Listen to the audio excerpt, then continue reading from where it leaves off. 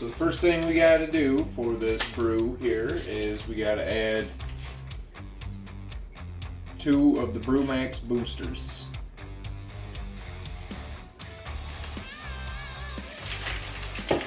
Snippers around very good.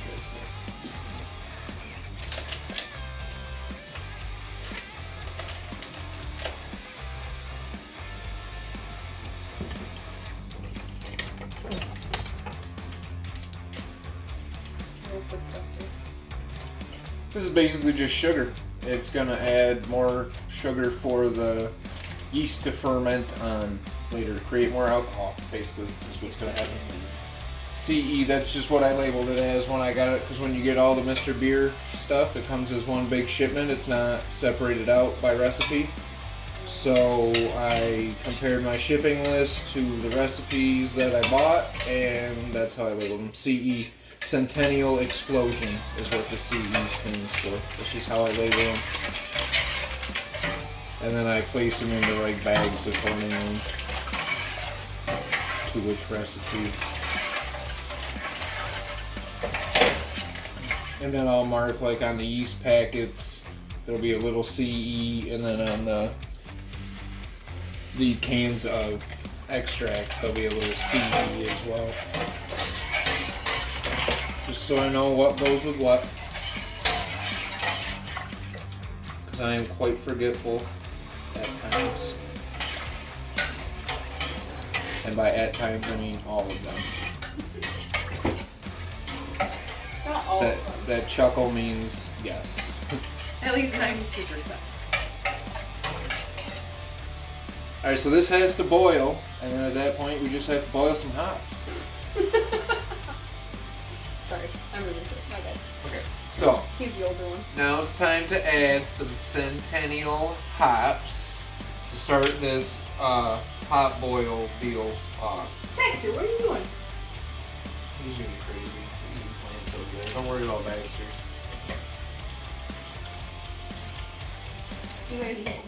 As my 3-year-old Lincoln always likes to say, just don't worry about it. Okay. Just don't worry about it, okay? Okay. Worry about yourself. How about you just worry about yourself? Did you say that to you one day? Sounds like something you would say. Yeah, it is something. He probably got it for me, if we're being perfectly Don't worry honest. about it, okay? How about you just worry about I yourself? say that to Killian all the time. It's like those are words to live by these days. I need to tell like everybody that works for me that sometimes. How about you just worry about yourself?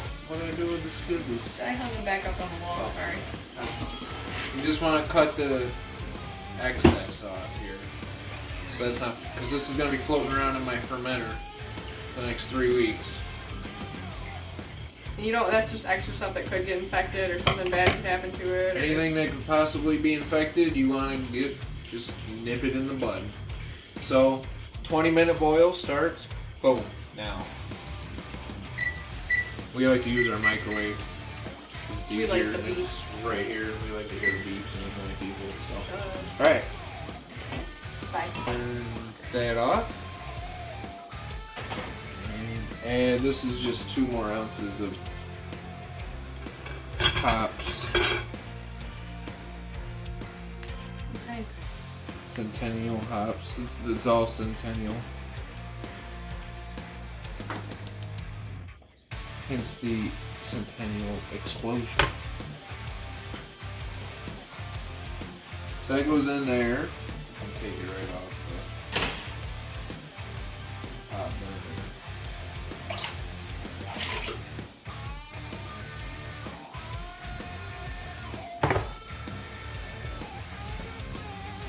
Just gotta open these up.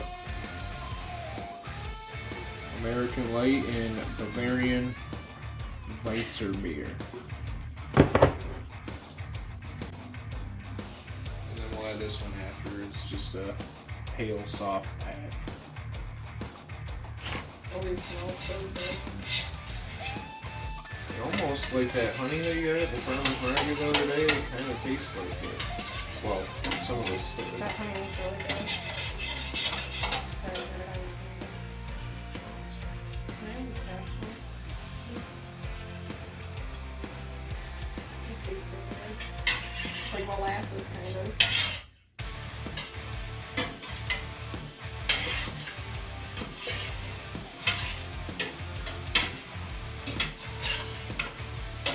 Really, the only reason I like to stir while she's pouring is to keep it from sticking on the bottom and like scorching on the pan. And then when she's done pouring, I'll stir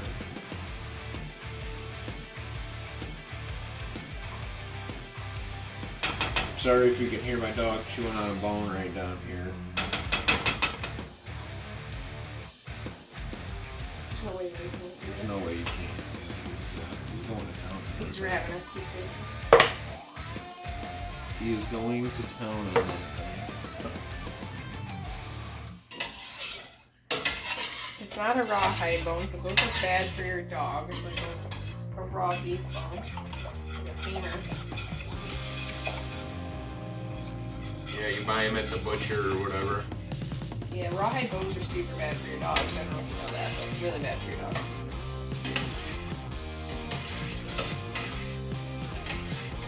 So are cooked bones. You get those at like the meat cut section though, right? Yeah, you can like talk to the people right at the meat section and ask them if they have any bones cut, or sometimes your store might have them cut already.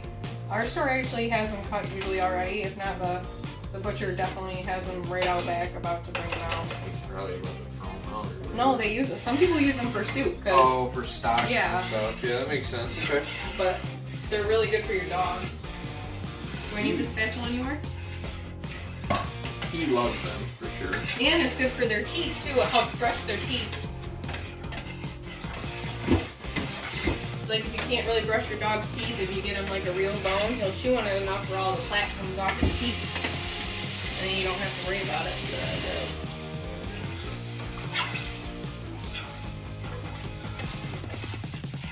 And our dog doesn't really have bad breath at all. Like his breath does not smell.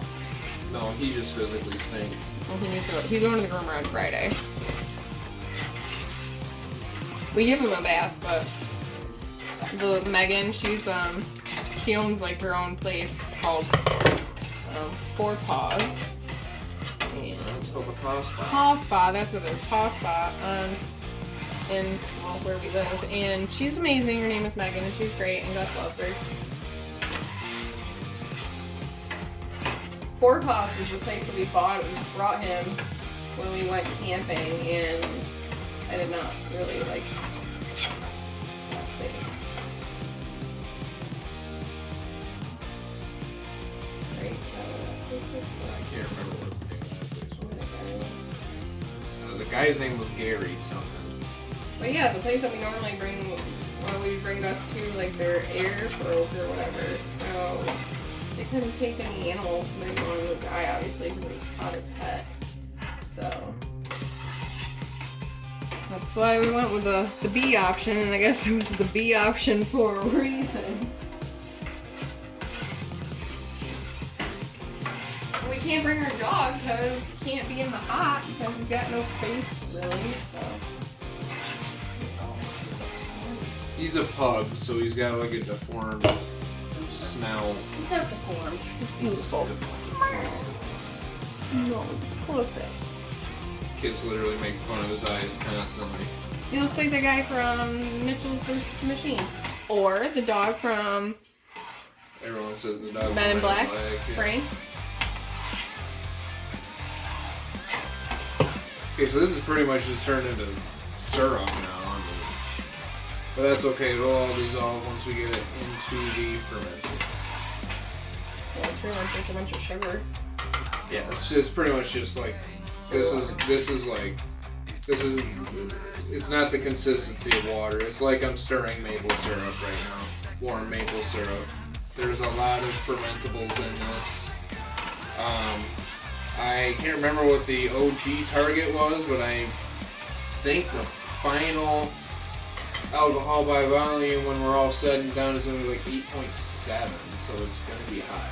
It's going to be like 1080 or something like that. It's going to be high. So at this point, I'm going to take my fermenter. Cold water. Hopefully this is pretty cold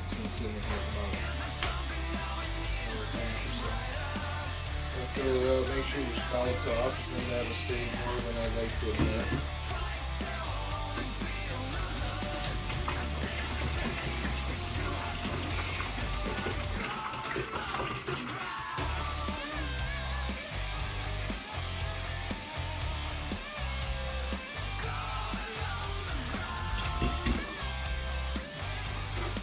So a gallon of pretty cold water.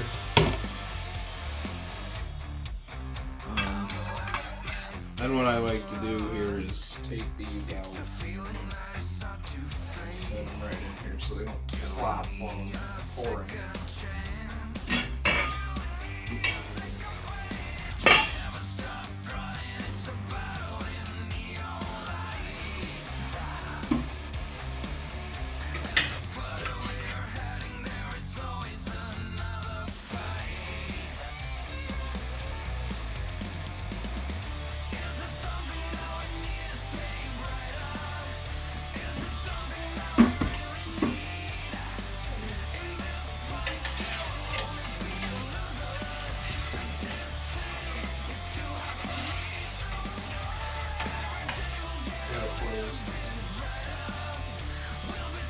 Recipe business is either going to be a total success or a total fail. There's never an in-between with this, ever. There's literally no. I'll know within the first about 2 seconds too what it's gonna be. I usually say a little prayer first and then hope for the best. Like I said before, this is like thick and syrupy, so it was actually kind of easy to pour. Like literally, if it falls over the lip at all in the beginning, it's like all the liquid follows it. But if you can get it into one solid like Kobe right into the hole, then it's like perfect. What do they call it? Hydrodynamics or something like the water surface tension. And water attracts to itself. So like she said, if it rolls over the lip and starts trickling down the side, it all just goes and just like starts pouring everywhere, and it's a big mess. And there's a stupid stove gap in between the counter and the. And then you kind of freak out, and then you stop pouring, and then it makes an even bigger mess somehow. Yeah, so we literally lost 2 drips. So a couple of drips. That's it. Yeah, and I think that was while I stopped pouring. Now he stirs vigorously to aerate it. No, we gotta bring it up to 2 gallons. We still need about. I got a half gallon here of room temperature water. We're still out of water. We're not out of water. I got another gallon. Well, we didn't have enough to do a 5 gallon batch. That's why we just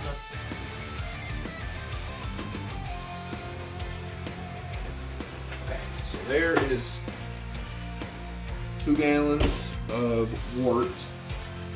And at this point, I want to grab a rubber whisk here.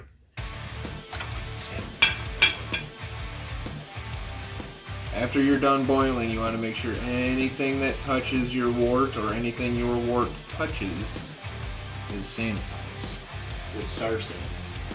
Thank you, Star San, for being a sponsor for Brewtubers. Go to brewtubers.com, you can get a cool shirt like that. Alright, no, we're not. Here's my little plug for the day. I'm going to stir this really good because, like I said, it was syrup before, and I want it to dissolve in all this water now. I'm going to stir this really good, while also simultaneously not trying to smack around my hop sacks in there. It's a delicate process, but don't beat your sack. Don't beat your sack. There's our gratuitous sack joke of the day. It's been a while since I've given you one of those, so you are welcome. I was here for the sake. Alright, I'm gonna sprinkle some of these little babes when it gets. Is it cold enough? I mean, it's gotta be like, if it's too hot, you're gonna kill your babies, and you don't want to kill the babes. We just got this standard safe ale 05. If it's too hot, you'll kill them. Or they'll go into fermentation too early, because from what I've read, you want like some sort of inoculation period for like 6 to 18 hours. You want them to like slowly wake up. That's what I've read. I don't know. Nobody wants to be aggressively woken up. Don't like, beat me if I'm wrong. You don't want to But this is, according to my temperature gauge, this is perfect temperature. The yeast need to sit and enjoy their coffee for a minute. Exactly, just like me. Yeah. Exactly. I might get to work at 7, but don't ask me to do anything till like 8. That's the same with these yeast. Give them a little bit of time. Okay, are we ready? We are ready. This is, like I said, this is perfect temperature, right around 72, 73.